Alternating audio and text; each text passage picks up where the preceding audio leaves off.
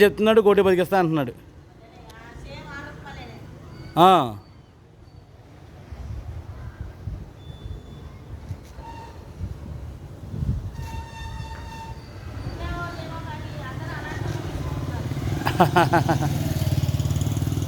Welcome to DS properties. మీరు చూస్తున్న ఈ హౌస్ వచ్చి మనకి మధురనగర్ పప్పుమిల్ సెంటర్ దగ్గర ఉందండి.